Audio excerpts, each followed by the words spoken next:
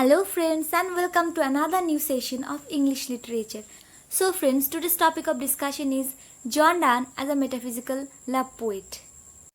So in this video only you'll get to know all the information about John Donne and his metaphysical poems. So watch the video till the end. Here we go. So at first I'm going to read the introduction section.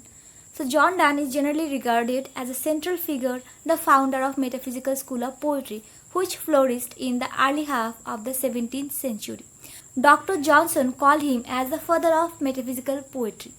Donne has some distinctive qualities of this school of poetry, and he is certainly the enkindling influence, the seminal force of all the poets of this kind of school of poetry. He surely tore the patriarchal convention with its sugared diction and brought love poetry some way back to nature. John Donne's love poems, including The Good Morrow, The Carynization, The Ecstasy, The Flea, The Sun Rising, are marked by wonderful combination of erudition, wit, tenderness, cynicism, and rare insight of human motives. His best metaphysical love poems show intellect and passion intensify each other by startling and ingenious juxtaposition of contraries, as Hornstein, Edel, and French say. He draws striking images from erudition as well as experience and news. But his love poetry is metaphysical because his conceits often had philosophical, psychological, and theological basis. So after this introduction, our next point is The Good Morrow as a metaphysical love poem. So as a metaphysical love poem, The Good Morrow has a rare capacity of concentration as well as suggestive breadth. A.G. Smith has compared this poem with some lines of Dante's Vita Nuova because in both the poems the lovers are making use of grand hyperboles, which is a kind of figure of speech, to express the intensity of their feelings. Thus this poem illustrates beautifully the range and variety of love through metaphysical imagery and conceit. Here the two lovers are compared to two hemispheres which combine to build complete sphere.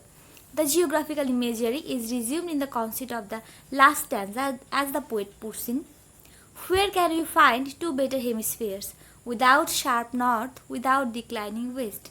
So it is an intellectual concept of the lovers being completely united. So now you have to know about the Carynization as a metaphysical love poem. So the Carynization by John Donne has all the characteristic features of his poetry, like abrupt and dramatic opening, use of conceits and hyperbole. The poem begins abruptly and colloquially in the characteristic manner of Donne, the purpose being to startle and surprise the reader. It is a metaphysical love poem expressing Donne's positive attitude towards love and attitude of satisfaction and absorption in a love relationship. As the poet said that, "We die and rise the same and prove mysterious by this love." So now we have to know about the Ecstasy as a metaphysical love poem.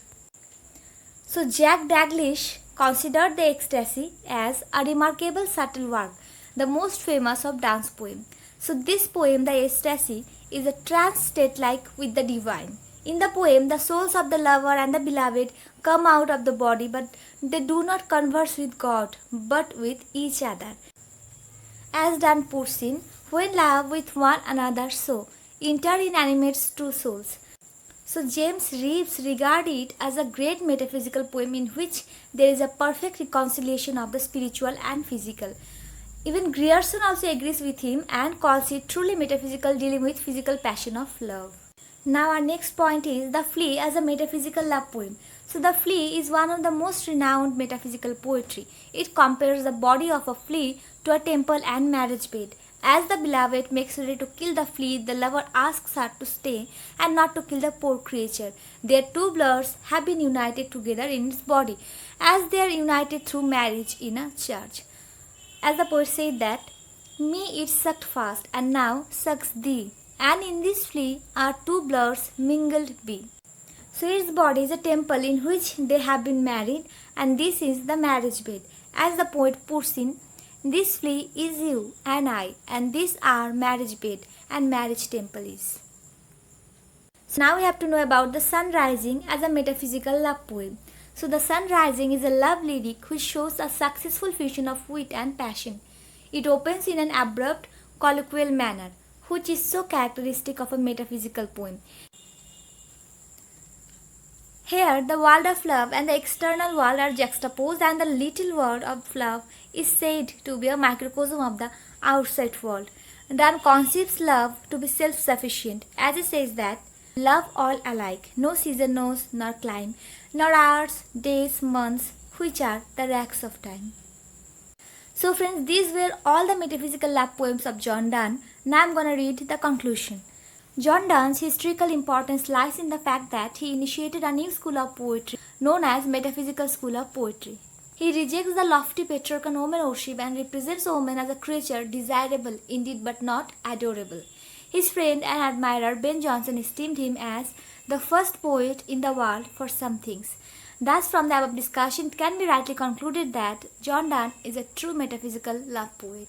So friends, thank you so much for watching this video, and if you find it a bit helpful or relevant, then please turn on the like button, share this video, and for more videos please stay connected with me by subscribing my channel. So bye bye, see you in the next session very soon.